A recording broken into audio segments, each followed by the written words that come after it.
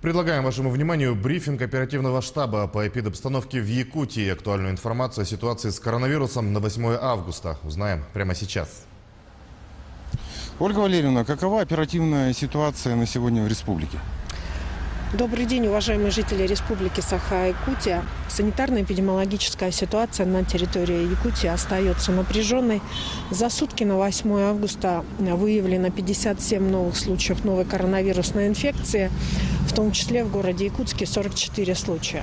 Что касается случаев, которые выявлены в городе Якутске, мы обращаем внимание на то, что, конечно же, стали появляться большее количество случаев, корпоративных.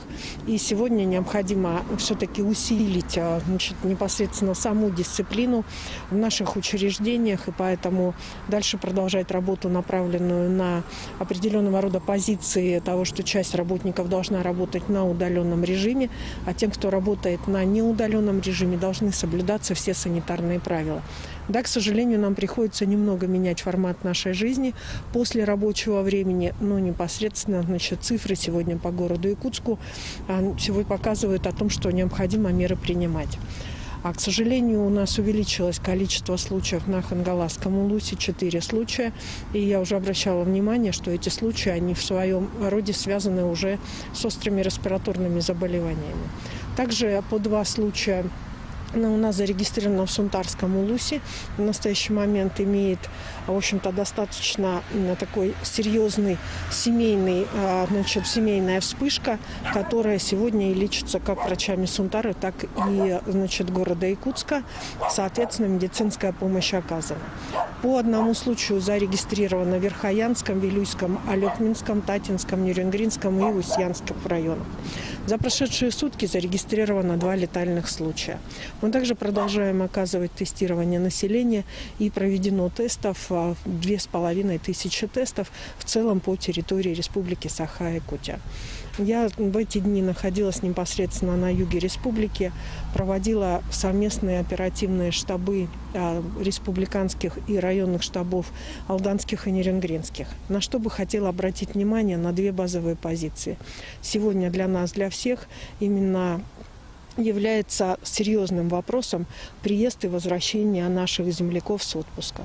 Это, конечно же, здесь особенно характерно, когда в отпуска уехали и увезли детей, и теперь пойдет возврат к 1 сентября. Поэтому для этого необходим комплекс мер, согласованный с улусами и с районами республики, для того, чтобы нам не допустить вспышек и заболеваний в наших учебных заведениях. Кроме того, обсудили с коллегами районными, каким образом нужно начинать наш учебный год, потому что, безусловно, дети должны получать образование качественное. Это было и остается приоритетом республики. Я хочу обратить внимание на то, что 2020 год стал для нас годом такого определенного шока, в том числе и для образования. Тем не менее, и ЕГЭ было проведено, и дети закончили дистанционно. Теперь нужно войти в 1 сентября. Минпросвещение России предлагает вводить определенного рода тесты по восполнению знаний.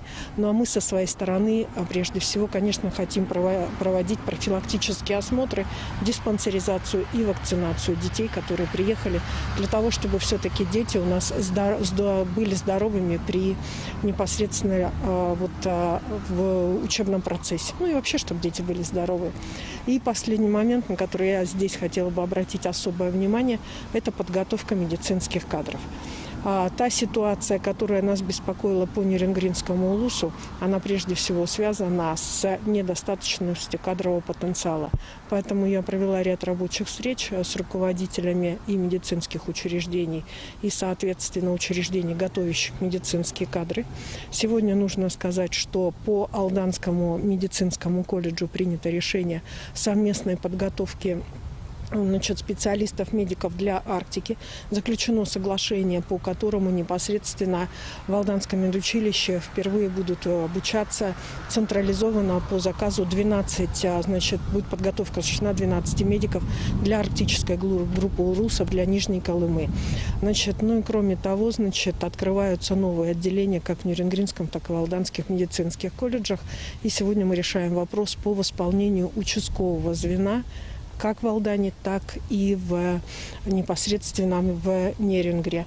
И я хочу обратить внимание, что я приглашаю медиков, которые готовы сегодня приехать на юг Якутии. Есть рабочие места и есть соответствующие условия. Спасибо, Ольга Валерьевна. Это был брифинг оперштаба о текущей ситуации с коронавирусом в Якутии. Мы следим за развитием событий. Оставайтесь с нами.